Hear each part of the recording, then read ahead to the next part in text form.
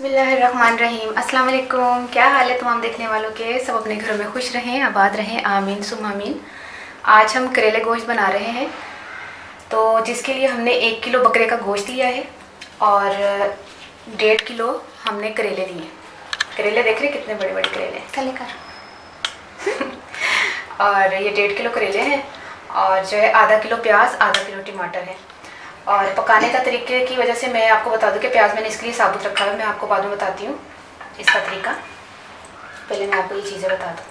2 tablespoon हमने मतलब 1 tablespoon लहसुन और 1 टेबलस्पून मैंने अदरक लिया। अदरक को मैंने मोटा मोटा काट के इसी में मिक्स कर लिया। अदरक को मैंने बारीक नहीं पीसा, ये देखें अदरक के छोटे छोटे चंक्स जो है वो नज़र आ रहे हैं। ठीक है, अदरक है और इसमें लहसुन है 1 टेबलस्पून और 1 टेबलस्पून हमने सूखा धनिया पाउडर जो है वो लिया है और 1 जो है वो टेबलस्पून हमने ज़ीरा लिया है। इसको हल्का हल्का सा मैंने कूट लिया, ज़्यादा बारीक नहीं किया।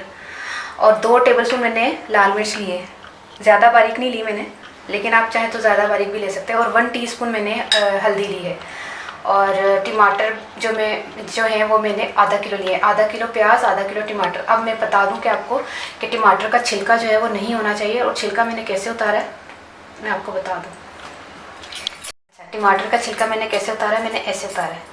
लेकिन यह है कि यह तरीका भी ठीक है, अगर आपके पास ये टमाटर सख्त वाला है तो ये भी तरीका ठीक है। पर इसको हमने ना डायरेक्ट मैं आपको बताती हूँ दूसरा तरीका। ये देखिए, ये मैं उतार रही हूँ ना, ये उतारा। और दूसरा तरीका ये है इसका छिलका उतारने का कि ये देखिए, जब आपने ये टमाटर लिया, जैसे मिसाल के तौर पे इसको छिलका लगा है, तो आपने क्या करना है, ऐसे छुरी रखनी है इसको, ये छिलके वाला टमाटर समझ लें। तो इस तरह चूल्हा जला के ना इस तरह करना है, 1-2 मिनट इस तरह करेंगे तो वो छिलका आराम से उतर जाएगा और हमने आराम से हाथ से उतार लीजिएगा। ठीक है, एक ये तरीका है। तो मैंने तो वो तो नहीं किया, अभी आपको बता दूं कि मैंने छीला है। अच्छा, इसका छिलका उतार लिया, आधा किलो है। और प्याज का क्या करना है, हमने इसको एक साइड पे कर देते हैं। प्याज का क्या करना है कि प्याज जब भी हम शामिल करते हैं किसी भी चीज़ में, तो वो बारीक बारीक पेस्ट बना लेते हैं या उसको जैसे फ्राई कर लेते हैं। इसमें ना फ्राई है ना बारीक बारीक है। इसमें क्या है तरीका कि जो है ना, इसको हमने रफली मोटा मोटा काट लेना है, इस तरह काट लेना। तो इस तरह करके अभी करेले भी आपको छिलका बताती हूँ और फिर उसका हिसाब से। आपने कहा, आप सोच रहे होंगे मैंने नमक नहीं लिखवाया, तो नमक जो है वो करेलों को लगेगा। ठीक है,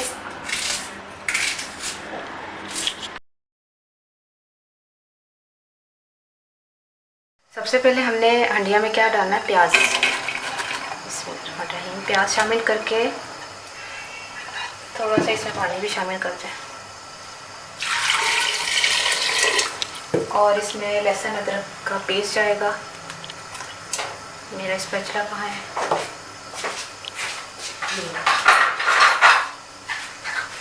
ठीक है। लहसुन अदरक का पेस्ट जाएगा और इसमें जाएगा हल्दी, ज़ीरा, सूखा धनिया और मिर्चें और गोश्त। बिस्मिल्लाहिर्रहमानिर्रहीम।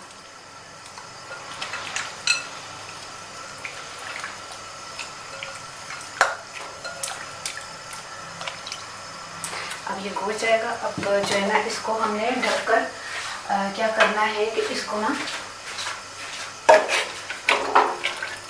इसको गलने तक हमने चूल्हे पर ही पड़ा रहेगा ये। ठीक है, इस तरह।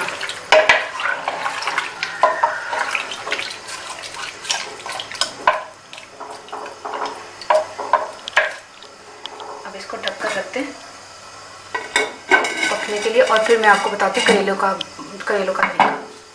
करेलों को हमने क्या करना है कि इसका काट के ये दूंग और सामने कर।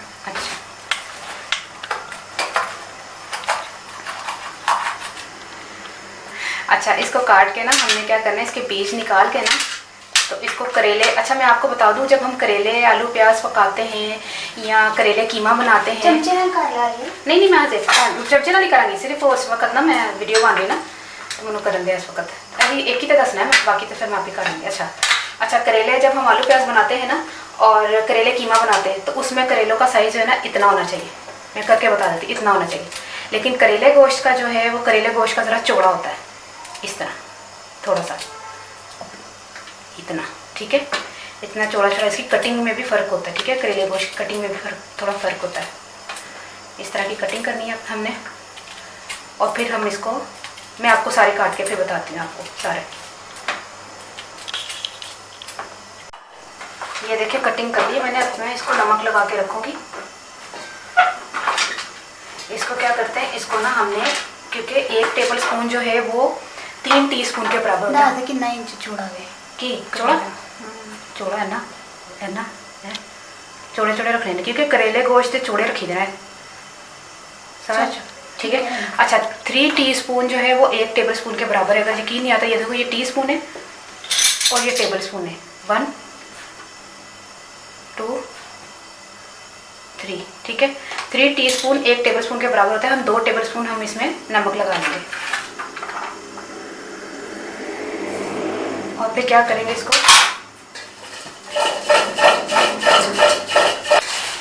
अब क्या करते हैं, इसको थोड़ा सा ऐसे थोड़ा सा मसलें और थोड़ा सा इसको छोड़ दें, तकरीबन आधे घंटे के लिए इसको छोड़ दें। गोश्त तो गल रहा है ना, तो जब आधे घंटे के लिए इसको छोड़ देंगे, फिर हम इसको पानी से धो के ना इसको ड्राई करके फिर इसको फ्राई करेंगे तेल में, ठीक है। इसको छोड़ दें। ये देखिए मैंने धो लिया इसको, नमक सारा अच्छी तरह, 2 पानी धोया मैंने इसका, ये तीसरा पानी है, ठीक है। अब क्या करना है, इसको अच्छी तरह निचोड़ के हमने, जितना निचड़ता निचड़ जाए, इससे ज़्यादा ज़रूरी नहीं है कि हमने बहुत ज़्यादा निचोड़ना, हमने कौन सा इसको बाइंडिंग करनी है, इसको फ्राई करना। देखना इसका कुछ भी कड़वाहट होगी नहीं इंशाल्लाह। और वैसे भी करेले गोश्त थे, उसमें प्याज ही मैंने माशाल्लाह डाला है, टमाटर डालेंगे, टमाटर भी उसकी कड़वाहट ख़त्म करता है, प्याज ख़त्म करता है। ये सालन बनता बड़े मज़े का माशाल्लाह से। इसको निचोड़ के मैं आपको बताती हूँ फिर है। फिर दोस्त आशिक हुआ, फिर दोस्त खान आपके नाम ये रेसिपी करिए, आपने कहा था मेरा नाम लीजिएगा। तो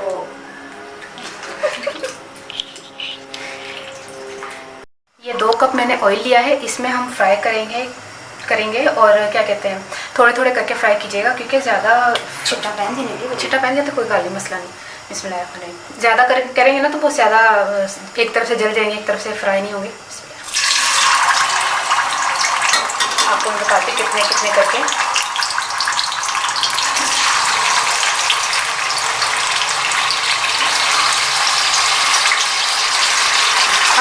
आधा किलो काट के डालिएगा ना। अच्छा, ये जब फ्राई होंगे ना, मैं आपको बताती हूँ कि कितना हमने फ्राई करना है। करेले जो है वो फ्राई इतने करने हमने, ये देखिए इतना फ्राई करने। पहला जो पराठा था वो मैंने फ्राई करके निकाल लिया, ये सेकेंड है। कैसे भी 10 है जी, मैं कैसे भी 10। हाँ हाँ। अच्छा, गोश्त जो है वो क्या कहते हैं, अब इतना तकरीबन गल चुका है कि हम जब इसको पानी ड्राई करेंगे और भूनेंगे ना, तो उसमें भी ये थोड़ा बहुत गल जाएगा। और फिर जब हमने करेले टमाटर के साथ दम देना है, फिर 15-20 मिनट उसमें भी गल जाएगा।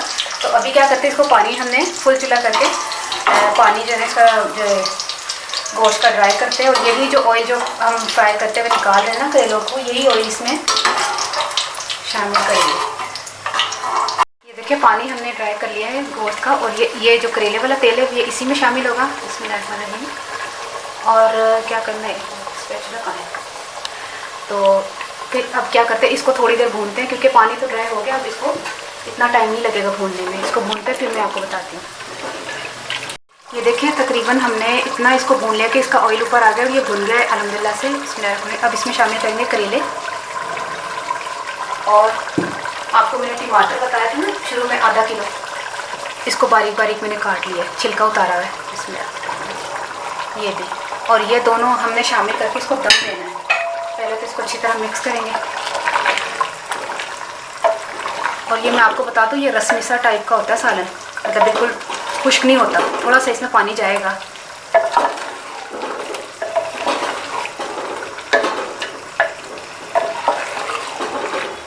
अच्छा, इसको हमने भून लिया। अब क्या करते हैं, इसको 15-20 मिनट का इसको दम देना। दम देने से पहले हम इसमें पानी शामिल करेंगे, तकरीबन 1 कप। ये ऊपर अभी ऑयल आ जाएगा, टमाटर ने भी पानी छोड़ना है, ये ऊपर आ जाएगा ऑयल, ठीक है। इसको 20 मिनट के लिए दम दे दें। चलिए चेक करते हैं। देखिए कितनी खूबसूरत करेले गोश्त बना है। ये देखिए, आपने भी ऐसे बनाना है। ये थोड़ा सा इसमें पानी जाता है, ये मैं आपको लाजमी बता दूं, ये रस मिसा सा सालन अच्छा लगता है ना करेले गोश्त का। तो ये करेले प्याज होते हैं या करेले कीमा होता है तो उसमें तो बिल्कुल भी पानी छूते भी नहीं। अच्छा, अब मैं इसको बर्तन में निकाल के बताती हूँ। इसमें चूल्हा बंद कर देते हैं फिर बताती हूँ। चले मैं आपको